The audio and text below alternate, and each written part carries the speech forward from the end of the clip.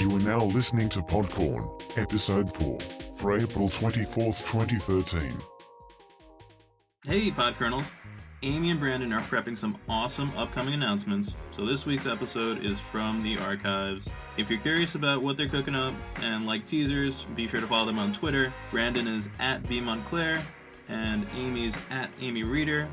And if you have any comments or suggestions about the show, be sure to loop me in at Chris Robinson.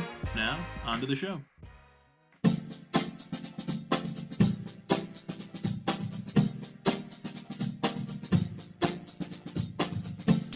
It's only been a week. Hey, this is Amy Reader and Brandon Montclair. Who else would it be? I don't know.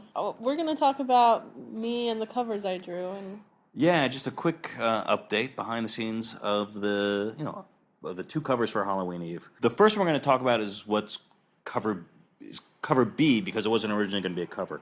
It's one with Eve coming out of the door of the Halloween costume shop. with a witch hat on. With a witch hat on and the bucket of candy that says "Take One." Originally, this wasn't a cover. No, Brandon just needed me to come up with a promo image stat, and it was the first thing that I did for the story, and so I just felt like, for me, it's something to promote an image. I would just want to see a pinup of somebody. I know that, like, Brandon likes to have things that are story-specific, but, like, I come from more of, I guess, the manga side of things, and I think pinups are very important over there. People want to know that they like the style and that they think the character looks cool, and that makes them interested in whether they're going to read the book or not. So, Right. I do remember an earlier draft that wasn't just Eve; it also had Raymond in the background, right? And they were inside the store. oh yeah. Well, so anyway, We'll talk about the original. Why? I guess you already did. I'm having a hard time remembering that, actually. Oh well. I wanted Raymond in there because I felt like it was more a story between those two. But it's really more about Eve. Well, let's go over the composition. First, before we go over the composition, it wasn't going to be a cover. What made you? Because we didn't have to do two covers. What made you decide? Yes, we can use this as a cover. Well, I guess I just kind of basically saw whether it was going to fit in the specs, because like I'd have to do some crazy stuff to resize it if not. And then when I saw it in the specs, I thought it was good, and Brandon convinced me that it was good, because I was kind of excited about doing an image that wasn't going to be a cover that I could do in color and stuff, because then that meant that it could be any dimensions I wanted it to be. And I also have really been wanting to do more things where it fades into the edges, and not everything is completely finished. I really like art like that. So it's nice when you don't have to fill every corner of a drawing. I kind of agree that it works as a cover, but if it were the only image, I wouldn't want it to be the only cover. Yeah, no, I agree. So it's almost like a bonus type of cover. Yeah. Right. Yeah, it works better as a variant cover. And also, you were at the Denver Comic-Con, weren't you? And people liked it a lot. They did, because I was selling the real cover or whatever, Which cover we'll talk A. about next. Right? And I just had one printout of cover B to show people, and everybody kept wanting it, and then I had to tell them that it was just for show because I'm not so good at my table display. So it's good that it's an option now. Talk about some of the details, why you did what. I kind of wanted it to be a little bit fisheye, where like it gets bigger towards the bottom and we're kind of looking up at Eve and everything. And her pose was really important to me because I wanted it to show that she has a little bit of an attitude, but like it's not, I didn't want it to be exaggerated. I didn't want her to be cartoony or anything. And something really fun with Eve is just playing with her hands. I don't know, there's something about the way their hands move that like brings a lot of character when even when she has a deadpan face, which she does in this one. And yeah, she doesn't have, there's contempt for the candy. That's the. I mean, you'd say that there's not really a story in the Yeah, cover, but she's there kind of is flicking the because candy away from her. And- I yeah. think when I do anything, it's going to feel like a story. I Just agree. naturally. That's why you're a great artist. Yeah, but it says take one, but the body language, and even the scribbled take one on a torn piece of school loose leaf, it means anything but take one, right? She's not inviting. She's not glad that you're going to get a piece of candy. I will admit that this is me, sort of, because the thing I like least about Halloween is passing out candy. I love kids, and like I always want to be around them, and I like ignore adults if there's kids around, so I'm like one of those obnoxious people. But like there's something about Halloween where it reveals how selfish they really can be that makes me so angry, and I feel like hurt by them.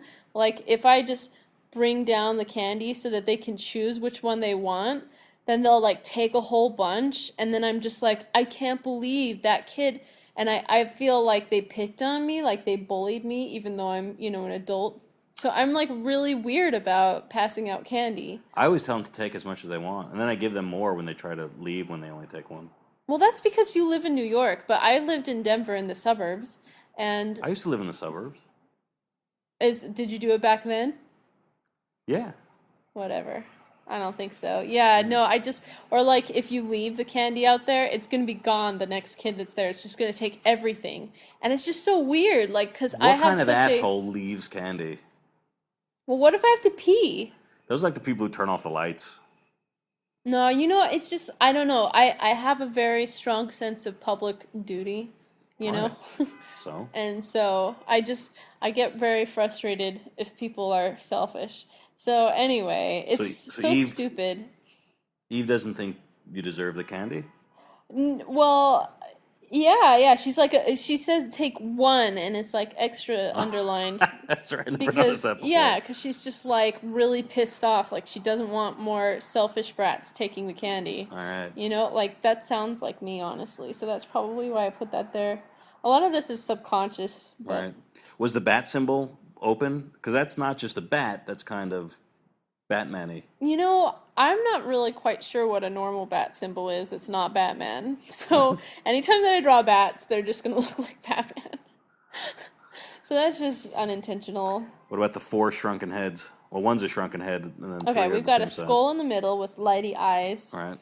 We've got a shrunken head, which I had to research, and it was really gross. So then I looked up fake shrunken head. And it was a little better. And then Jessica Simpson was on it. So if you Google fake shrunken head on Google image search, you'll find Jessica Simpson. It's funny. Nice. Let's see. I got scary clown. Right. And I've got random animal skull and a weird creepy baby. Like a not a mannequin. What are those called?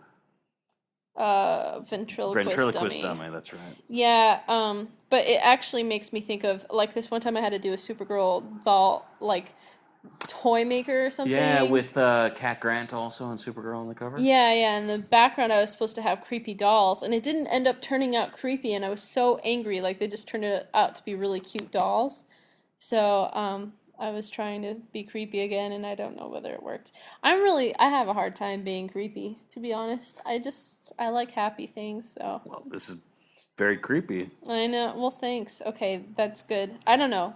I was just talking to Brandon about this, and, like, it's really hard for me to say that something's scary in comics, because it's like, we have such a, like, desire to read comics that are scary, or at least in general, the comic readership likes things that are scary and dark and stuff.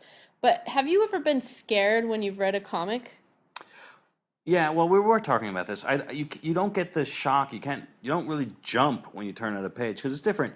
Because you don't control the timing, or I mean, you try to control the timing. That's a very nuanced art as an artist, as a penciler, right? But you can't flash something quickly for a second and then take it off, and people go, "What the hell was that?" I mean, a lot of horror comics. Take up Bernie Wrightson, who I love, you know what I mean, or Kaluta, who I've worked with and I love, who's done spooky stuff. You get to that page, which is totally, creepy and scary, and it's got a monster with a lot of teeth or a zombie with a lot of blood and guts and everything else, you kind of sit there looking at it more and more. You don't look away. It's like you want to see how it's drawn. It's almost the opposite of a movie. Your eye doesn't stop. I mean, your eye doesn't kind of say, what the fuck was that? It stops and kind of analyzes it all. But I do think, and I kind of consume more horror media than you do, that you can successfully, although it's rare, kind of get that kind of disquieting, uneasy feeling when you put a really good scary comic book down, and then you go, then you're going downstairs to, make yourself a sandwich or whatever you do, and you're like, oh, I'm still kind of like, the hair on the back of my neck is up, and I'm a little bit that's off. successful, but I've never had that feeling. Yeah. But I know what you're talking about. That's like The Ring, that movie The Ring. I wasn't scared during, but I was scared for a month afterwards because it made you associate various things with terror, like I think lone trees on a hill. I'm not prepared with examples, except some of Grant Morrison's stuff, like some of it, Arkham Asylum was too kind of confusing, but Doom Patrol early on, his Kid Eternity miniseries, even some of Ted McKeever's stuff, you get a little bit of that where it's just like, there's that creepiness and dissociative weirdness to it. Maybe Alan Moore's Swamp Thing on a cerebral level, kind of like that. Okay, cool. But tough. But so yet another cover to do. Let's go to cover A. Okay. We're off track. Yep, sorry about that. Let's see. Not a horror cover, not a spooky cover. And the one regret, and it's not even a fault because we never thought there were going to be two covers. But if I had said there's going to be two covers, I would have done one, which is the cover A, which is what we're going to talk about, and then the second cover I would have made fantastic and magical. It would have been something in the alternate world where things go crazy, because we have two that they're kind of doing the same thing. They're both showcasing Eve at the store, but that again which also means that they kind of have the same color scheme. That's interesting. Yeah, so that's a problem too. Right, but again, what has become cover B was never originally intended to be a cover. No. So cover A evolved actually from cover B. Yes. So there's certainly look, it even's got a scary clown on it. Yeah, well, I was really trying to be scary on this cover. I was really like, okay, all right, what are scary things? What about Halloween is scary? Because I usually just have a hard time paying attention to that. How about the chopped off hands that you can barely see unless you look really closely? The zombie hands? Yeah. They're going to get covered up. Are they? I think so. I mean, don't you think that's like covering up territory? Not if we keep everything top. I had chatter teeth, but they're gonna get cut off by the. That's not as scary though. By the bleed. Yeah, that's true. I like the chatter teeth. Let's see here. All the people listening to this podcast can see it without any trade dress. Trade dress meaning the logo, the UPC symbol, the image logo, all that other stuff. Let's see here. We've got scary clown. I'm good at scary clowns because it's just it's like Ronald McDonald, you know. I don't know. It's not too hard.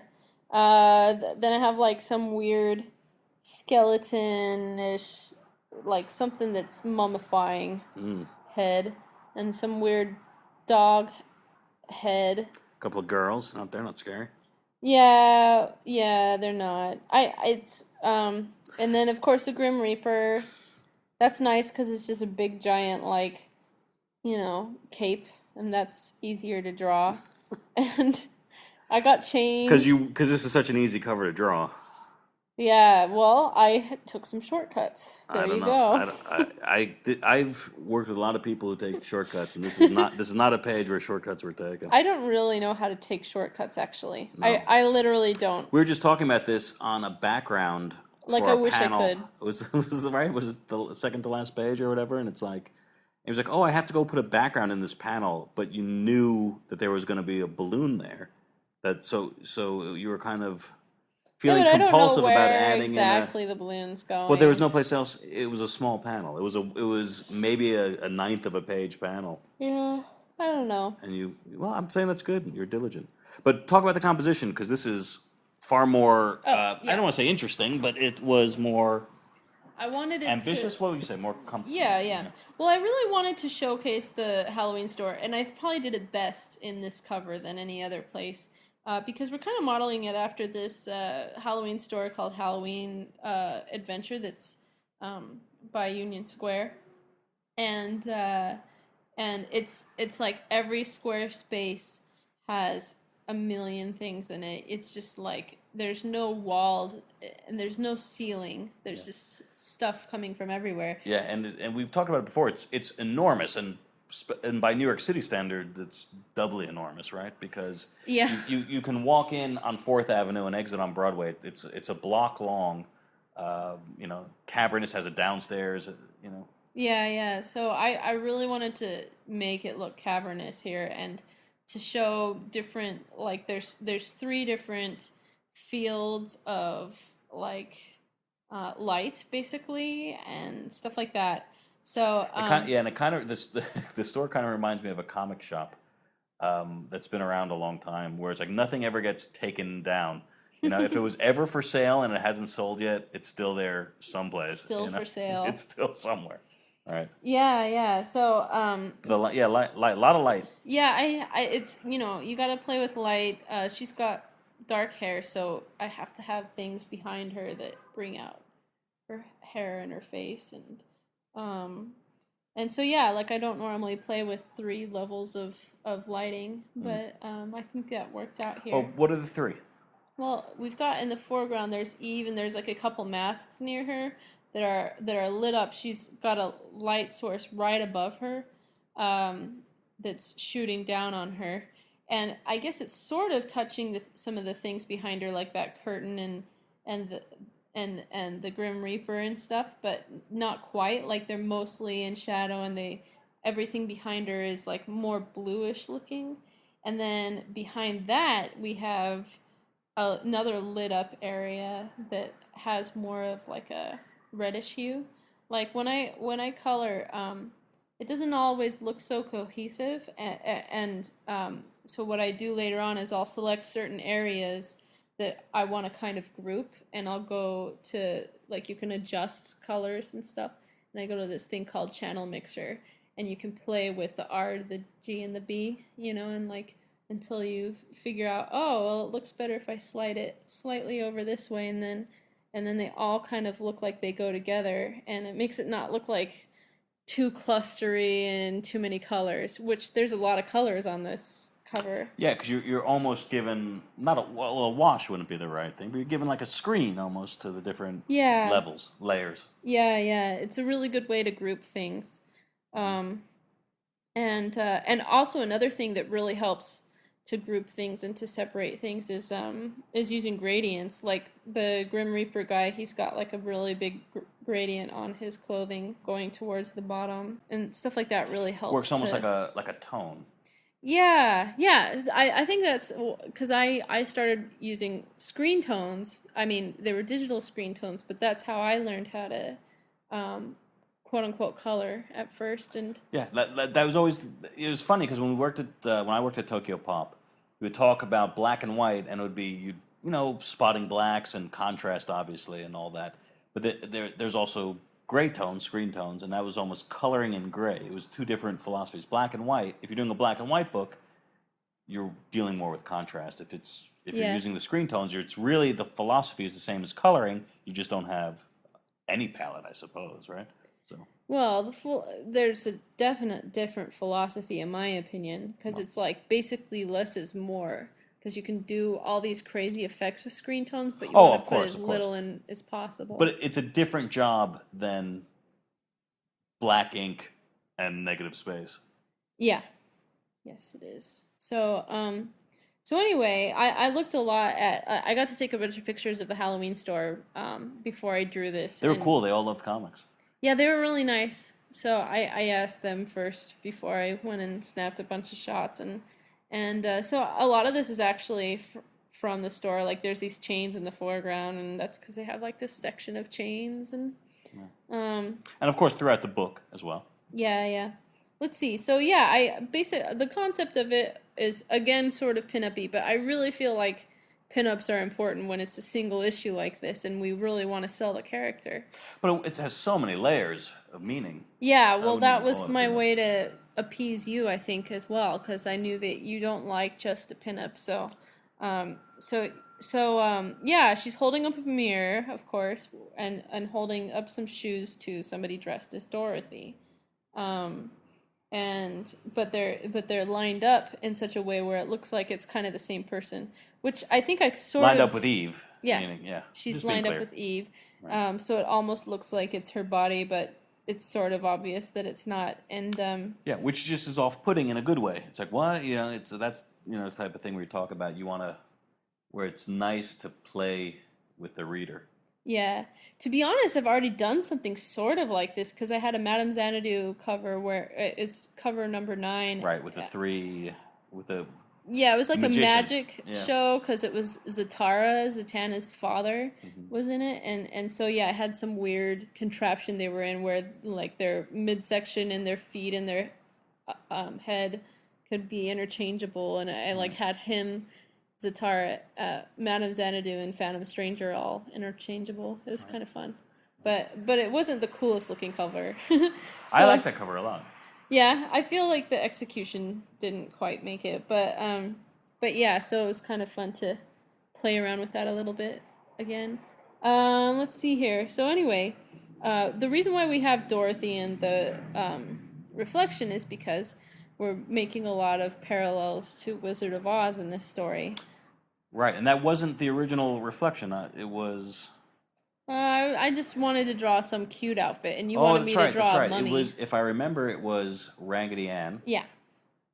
And the reason I said mummy because I thought it should be horror. Mm-hmm. But I also thought we could do something. I thought there was originally she wasn't holding the shoes. She wasn't holding anything in that hand. Yeah.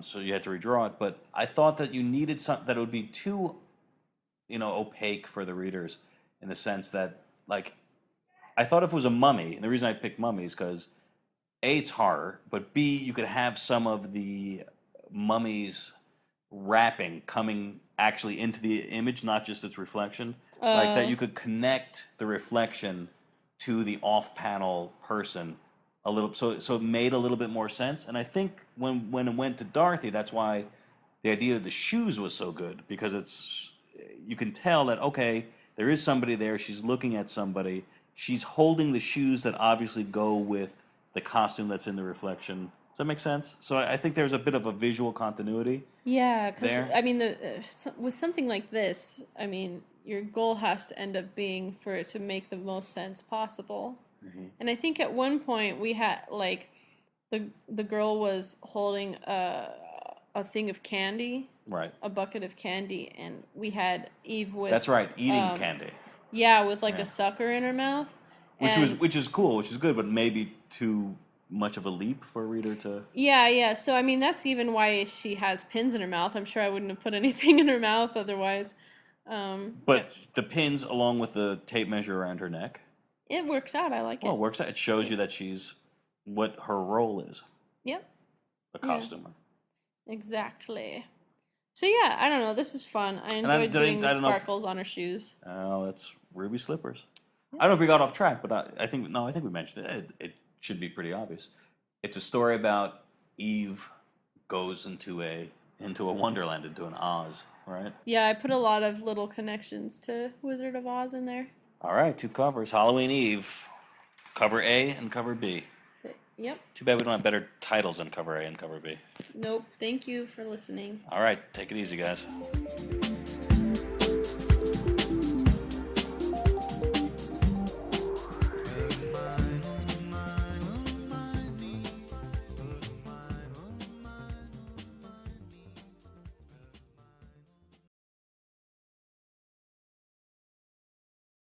Let's get this podcorn poppin'. Ugh, that was awful.